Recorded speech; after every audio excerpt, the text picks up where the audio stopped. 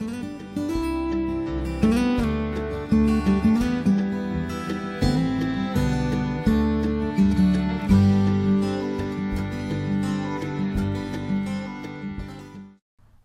hello everyone and welcome to a very exciting episode here on the MIgardener channel. So today we're going to be doing another episode in the beekeeping series, and this is going to be how to make an inexpensive nuke for about $20.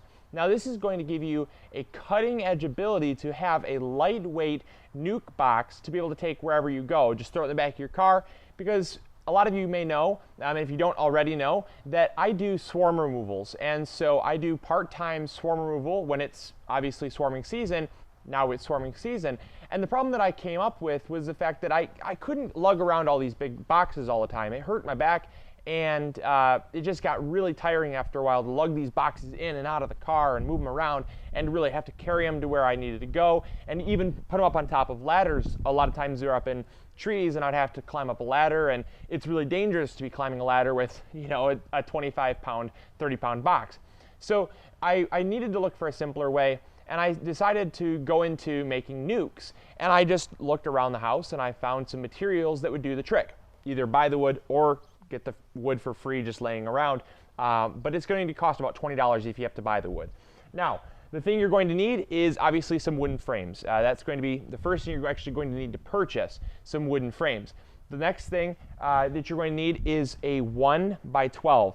I purchased a 12-foot long piece of 1x12, so it's 1 inch thick by 12 inches tall by about 12 feet long. You don't need all that wood. You're going to end up with a little bit extra, just a tiny bit of waste left over. I don't like to waste wood whenever possible, but this will go into some more projects later on down the road. A 10-foot piece will give you exactly what you're looking for. So if you can find a 1x12 by 10-foot piece, that's optimal. But anyway, so the dimensions you're going to need. You're going to need 2 pieces that are cut to 11¼ inches. So you got 11¼ inches, 2 pieces. These are going to be your sidewalls. The next thing you're going to need are 2 pieces at 19¼ These are going to be your other sidewalls. And then you're going to need 2 pieces here that are 22½ inches. The 22½ inches is going to make your bottom board and your top board. So it's a very inexpensive build here, and it's going to give you everything you're going to need. So let's get started here. The next thing you're going to need is some screws. If you don't have them already, go purchase some. These are just 1 5/8 inches. And they're going to be just enough to do this. So you don't need to go overkill with screws, and you also don't want to split the wood because it's only roughly 1 inch thick. And so if you have a really overkill screw, you're going to split the wood. And we're going untreated as well because I don't want bees to be in a treated environment. So we're just going untreated pine. It's termite resistant, and it's going to last for between 4 and 5 years. I mean, it's really going to serve its purpose.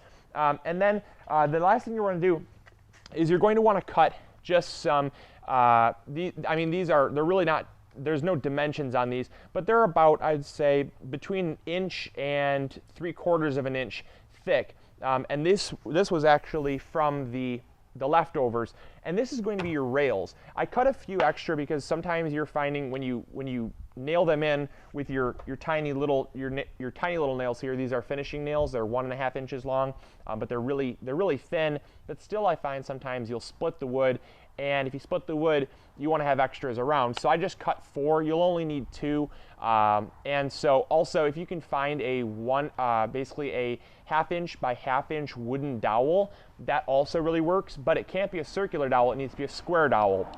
And you'll see why in a second, because you want a nice flat surface for the frames to actually sit on. But we'll do that all when we're talking about construction. So let's get into that now. I hope you all are going to enjoy, so come on in close and don't miss this. Basically what we're just doing is we're just making sure the bottom board, this is the bottom board, it's on top, but it's really, we're going to flip it over, it's going to be the bottom. We're just making sure this is securely fastened down.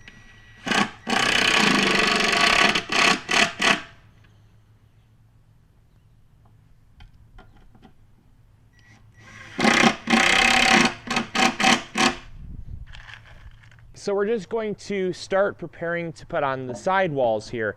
And what I've done is I've already nailed on my side rails here. These are going to hold the frames in place, so you need those. But the next thing you're going to want to do, because you need to allow some clearance, because the railing actually goes on the inside, and so the railing, as you can see, needs to fit in between here. And currently, if you look at this, there's not enough clearance. So what we just did is we came through here and we basically just, well, that was a little too much, but I basically hacked off enough to, actually, it was just about right, actually, about 1 inch on each side, or 2 inches total from the beam, so that you have a little bit of room here and a little bit of room here to allow the clearance for the board to actually fit together flush. Also, I've taken off a little bit of space from one of these boards, one of the railing boards. You can see I took off about, I'd say, maybe about 1.5 inches. It's really not too specific, but you want to allow some clearance as well for the bees to get in, because obviously one of these is going to be the opening. So you want to have that little bit of opening there for the bees to be coming in and out. So that's really important as well, to allow for that. So all we're going to do is just start screwing these on here, and I'll get back with you in the next step. All right, so we got the back railing on here. Now we're going to put the front railing on. This is a little more crucial to make sure you get the right steps done here. So you don't want the top to be flush. So see how we got that flush there? That basically is going to end up making your hive too moist, because when they're creating honey, they actually need to get airflow. Otherwise, your wood's going to also mold, because the water coming off of the honey making process is going to seep into the wood, and they need to actually have ventilation to get the water out of the hive, so that they can, number one, make honey, and number two, prevent that mold and stuff that can kill the bees. So we're going to, obviously, as you know, we've cut this board about 1.5 inches smaller than the back railing board.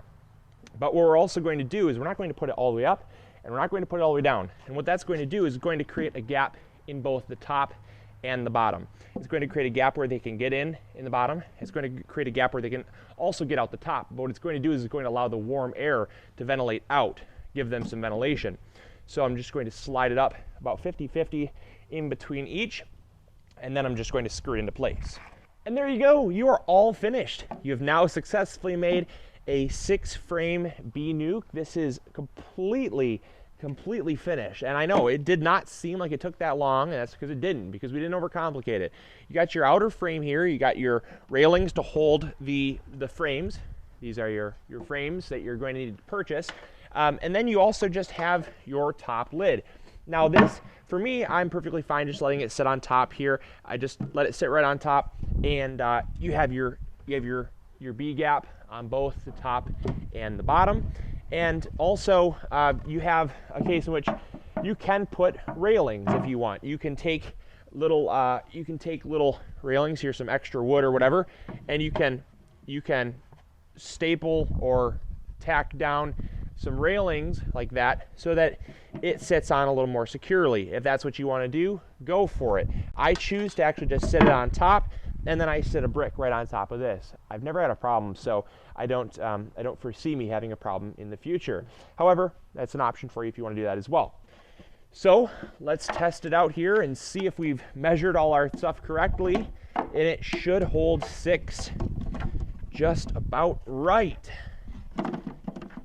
There's always a little give and take room, but there you go. There is 6 frames. Perfect. And a lot of you are probably wondering why I have rubber bands on my frames, and that's because whenever I do a cutout, if they have existing comb, I like to keep their comb and just put it in between these rubber bands, and then that way they have something to work off of. But it's totally not necessary to do. However, the frames you will need to purchase, because the frames will work. Now this is actually the deep frames. So these deep frames, when you're done or they are too large for this box, you can just take all these frames full of bees and full of wax, move it over into a 8 frame or a 10 frame deep, and they're going to be able to be transferred there without a problem. So this is a great little box here. You can also put some handles. I would highly recommend that. This is honestly just fine for me. I don't have too much of a problem with it, but you can take some handles and pop some handles on. You can even put, you know, like a board on the side there, so you got handles. There's a lot that you can do, but that's up to you what you want to do. This is just the basic design that you're going to need to have your nuke box.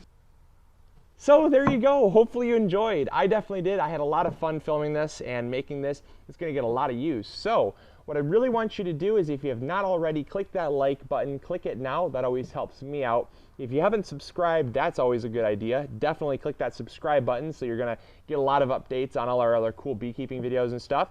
And also, please share this video. It always helps, and I definitely hope you all will make these. They're super inexpensive, really simple. I mean, had it not been for me filming, it probably would have taken maybe 10-15 minutes to make, and they're really inexpensive, really quick, so you can't go wrong there. They're very functional, and like I said, you put your modifications that you want on, some railings, maybe some handles or whatever, but I'm going to leave that up to you to do what you want. And if you do decide to make this, share some pictures on our Facebook page. I always love seeing what people do with our videos and stuff, and that's always really encouraging to keep me making these videos. So until next episode, I hope you all enjoyed. Hopefully you all learned something new, and this is MIgardener reminding you to grow big or go home. I'll catch you all later. See ya. Bye.